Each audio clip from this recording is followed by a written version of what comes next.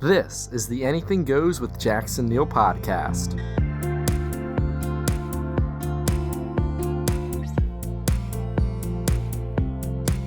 Welcome back. I'm Jackson Neill. This is episode number 122. Today's guest is R&B singer Peyton. Really excited to have that interview today.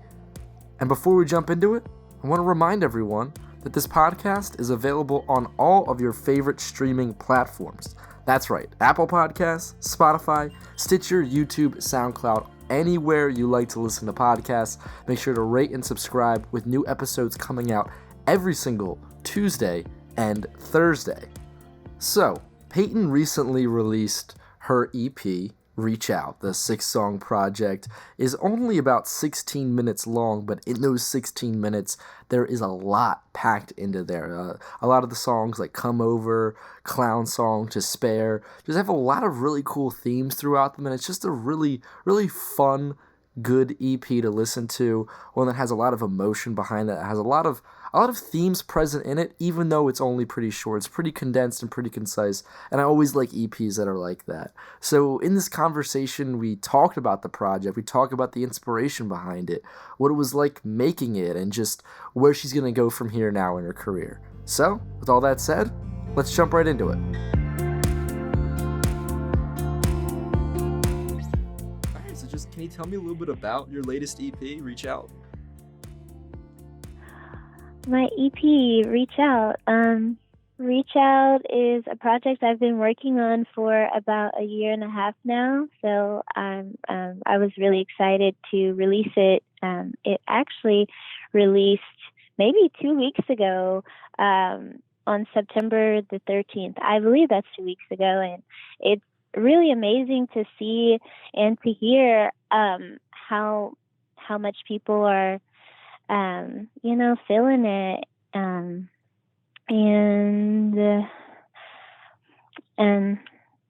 I really enjoyed making it. Pretty much every song on there just kind of mostly just came to me very naturally. Just every song, like all the lyrics just flowed out of me. I'm pretty sure every song on there, like I wrote within 15 or 20 minutes, and some of the songs are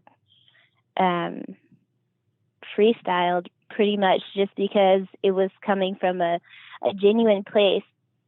And when I was making all of these songs, it was one of those things where you're doing something and it feels right, but you don't completely understand what it all means. And when I was piecing everything together, I realized pretty much every song, the underlining meaning behind it all was my relationship with my listeners and me being an artist, and just the typical things an artist may think, and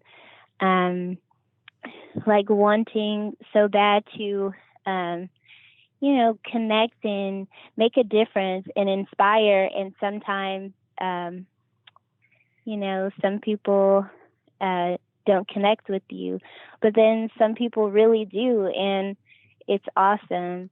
So it's mostly just about wanting to connect with as many people as I can, and hopefully just make some sort of impact. Yeah, definitely. Yeah, exactly. Like you're trying to connect with people, thus the name Reach Out. It makes sense. Yeah. Yeah, and it was so awesome. Like pretty much, like I was saying, every song was mostly freestyle. Well, like a good amount of the songs were mostly freestyled or just came so naturally. Like with the outro and intro, I was working on that when the last time I was in Los Angeles, or maybe the time earlier this year, and I was working with Dame Funk and Leon Silvers, and they have um, their friends, and Dame Funk is pretty cool with Leon Silver's father as well, and they've collaborated before, so everything was just so natural. And Dame Funk was on keys, and Leon was on the drums, and they played that thing within like 5 or 10 minutes, and it was so awesome. And something that's so crazy is that I knew that the first full length song would be my single "To Spare," which was my first single that was released through So and So, and it actually the intro actually flowed perfectly with the "To Spare" because it was within the same key. So I just felt like it was meant to be. Like it was so awesome. So that natural Yeah. flow was just something that just kind of happened. It wasn't even something you really went into the studio planning to do. Yeah, I mean, I knew I wanted to work with them, but after Leon and Dame listened to my whole project, well, it was out of order, like because I didn't have an order yet, but I let them hear everything, and then we all were just vibing, and then they just played that. And when I was coming up with my order, I realized like it fit perfectly, so it was really beautiful how it came about. So when you were coming up with that Yeah. order for the project, what were some things that you were kind of keeping in mind about the placement of the songs? Well,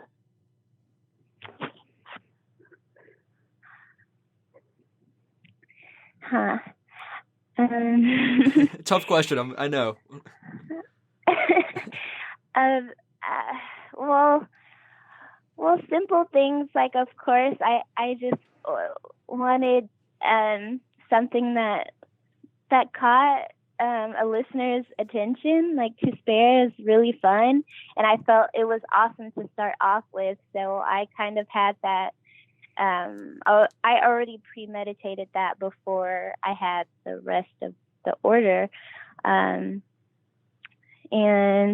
"To Spare" is kind of like, well, surface level, it's the subject matter is more so like someone, well, me specifically, talking about speaking to a love interest, and or more so speaking out loud, I guess, about how they really wanted to be in this person's life, or connect with them romantically, but and they were so hopeful, like they thought it was going to happen, and then that person just shot them down.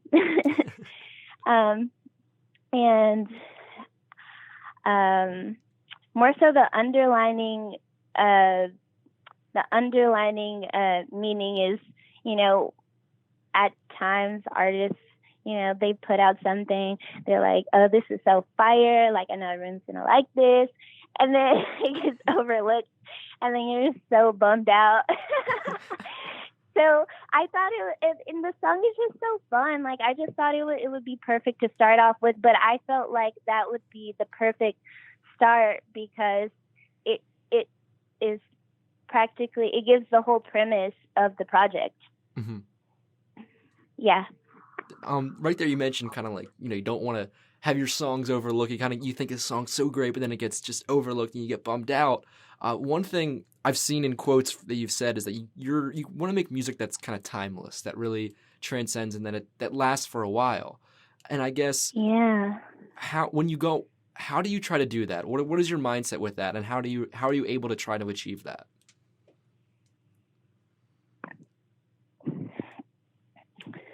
well, I would say it's due to a lot of things. Like,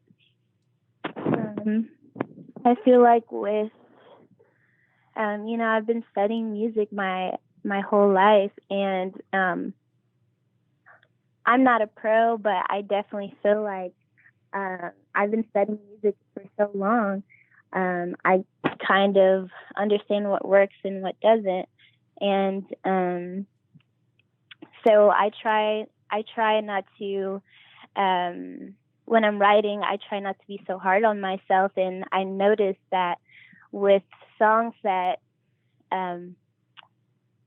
stand the test of time, there's somewhat of a simplistic and like real feeling to it, and that's just how I try to approach everything I make. And if it doesn't happen that way, then I try not to worry, but I just try to stay true to myself and just try to make something beautiful. Exactly. Yeah. Another quote I saw kind of in that same interview, you mentioned how you're never really in a rush when you're making your music. And you mentioned earlier how you took your time making this EP. How do you think that patience kind of helps you, and how does that patience kind of help you find that inspiration, be able to find and create your music? Well, with music, it's always been a solace for me, and like a safe place. And I just feel like with it, I just like to take my time because it means so much to me. And so I know it can seem like it could seem kind of difficult to be patient, within this time where people are putting stuff out every week, or because people kind of forget or aren't really sitting with bodies of work for long periods of time in comparison to maybe like a decade or so ago. But I just try not to think about that really. And I don't struggle with that as much as I could, just because I just love music. So it's all fun for me. Yeah, exactly. I mean, I think you're so right. There's almost that kind of idea right now in the music industry. You need to constantly be releasing something, every like weekly or on a monthly or just a couple times a year basis, and then that puts kind of almost unnecessary pressure on the artist. Definitely, and I feel like, sometimes you can make something quickly, and it's right, and it does, and is classic, but and that happens, and sometimes it doesn't. But I just try to make sure, however long it takes, that it feels right. I never want to feel rushed or pressured, because that's like my comfortable zone, and I don't want to feel uncomfortable in doing something that I've always loved.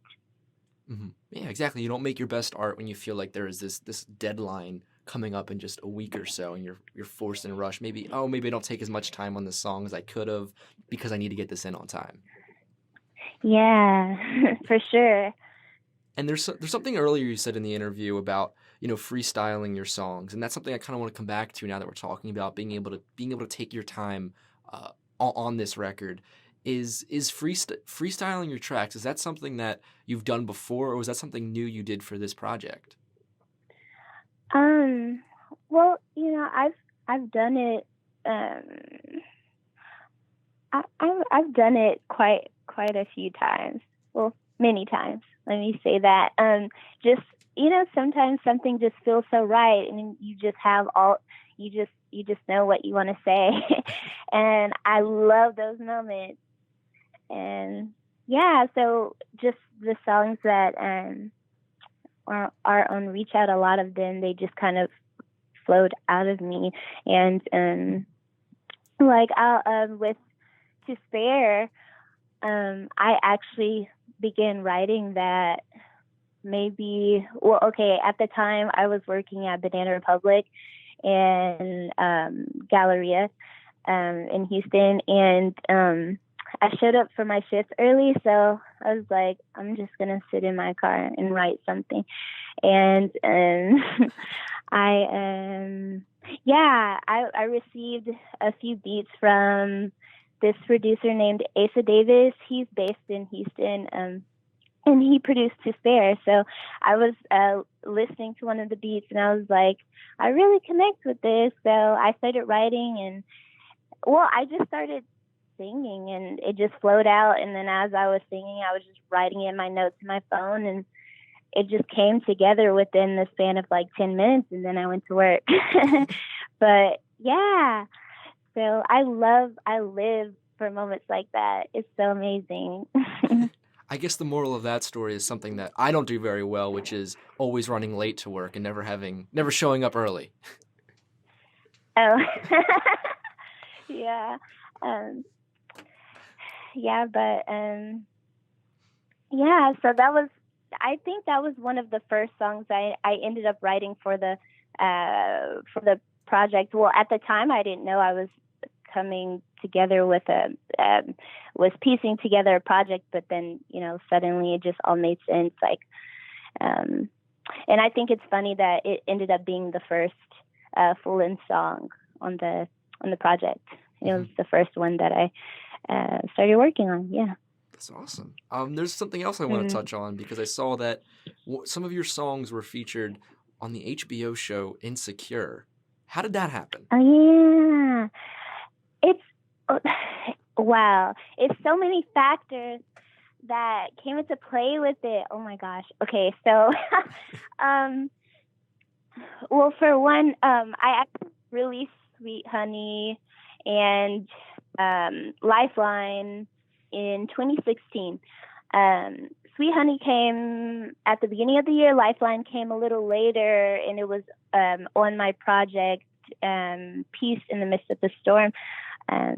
And with Sweet Honey, oh yeah, at the time, well, maybe a year after it was released, I have a friend, and he was touring with Solange at the time for her world tour, and I believe Raphael Sadiq was on the tour. I'm not sure what his involvement with it was, but he showed him Sweet Honey, and he thought it was really dope.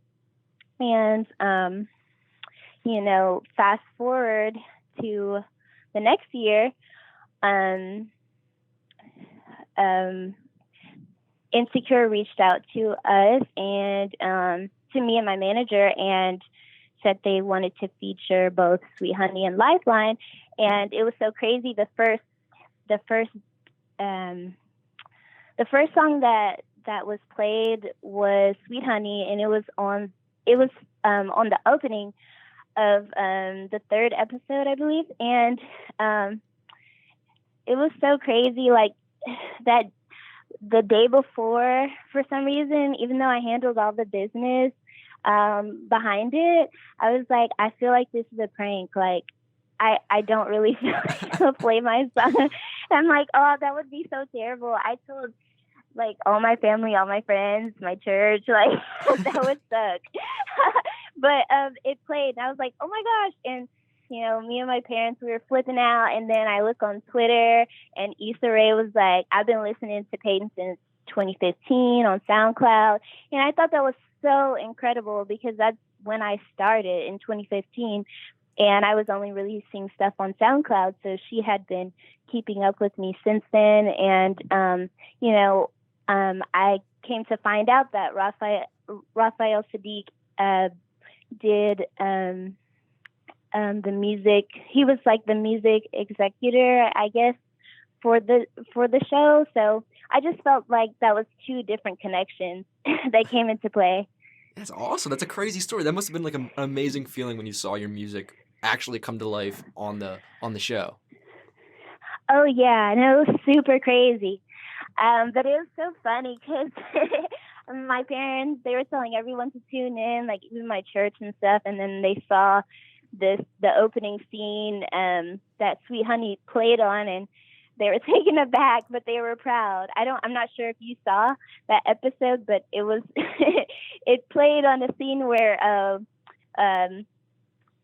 the Issa Rae and Daniel. I'm not sure his real name in like real life, but they were having like sexual relations. So perfect thing for your church to see. Yeah, so I thought that was really funny. But they were all like so hyped. They were like, I got a bunch of different comments, but overall, it was mostly everyone was so proud. Well, that's good. That's good. Yeah, but that was amazing. I couldn't believe it. I was so shaken up. And then weeks later, then I believe it was episode 7, Lifeline, practically the whole song, or maybe half of the song, was played on the end credits. So I thought that was super cool. And then to top it all off, Sweet Honey was featured on the official soundtrack. So my mind was really blown, like legit. That is pretty crazy. Yeah, like I'm definitely so blessed. I do feel so blessed. Mm-hmm. So coming back to, so you had that, recently within the past couple of years or year or so, you have this new EP out, Reach Out. Just how are you feeling right now? What's your mindset like right now? Wow. Well, I feel I'm happy. I'm very happy. I'm glad that my music is finally out. Because I was riding around Houston, listening to it, blasting it in my car for like a year. So it's awesome that it's out there now, and yeah, I'm just looking forward to just what's next. I'm excited to put more stuff out because I'm always making music, and I'm ready to show everyone like the next level. But I'm really excited to start playing more shows and perform the music live and meet more people who listen to my music and travel and work with more talented musicians and just all the fun stuff. I'm just really excited. And I actually have a show in October in New York, so I'm really excited about that. I'll be headlining at the Knitting Factory in Brooklyn, so I'm really excited. I'll be able to perform all my new stuff and some of my old stuff, so it's going to be amazing. I'm really, really excited.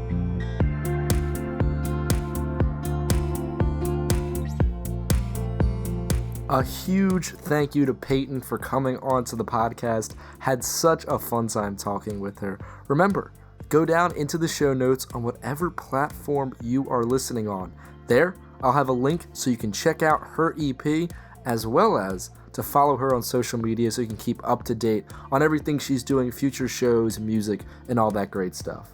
And with that, that'll wrap it up for this episode of the Anything Goes with Jackson Neill podcast. Thank you so much for listening. Remember, make sure to subscribe and rate the show on your favorite platforms. New episodes every single Tuesday and Thursday. For more episodes, old episodes, as well as my sports and music discussion podcasts, you can go over to jacksonneillpodcast.com. Link to that down in the show notes, and that's the go-to spot for every single podcast that I publish. Now, if you're a really big fan of the show, maybe you want to consider becoming a subscriber on Patreon. For only a couple dollars a month or even $1 a month, You can become a subscriber on there and get access to really cool bonus content from all my podcasts. That includes bonus segments from my sports and music podcasts, and then even bonus segments from the interviews here on Anything Goes, including today's with Peyton, where I talk about her favorite music she's listening to, and all this other fun stuff that we got to talk about that wasn't able to make it into the normal interview. So go down to the link to Patreon in the description and check that out. I write, record, produce, do everything for these podcasts myself as a full-time college student, so any little bit of support allows me to just spend more time on them. If you want to stay up to date on everything that I'm doing, you can follow me on Instagram and Twitter at JacksonNeill20.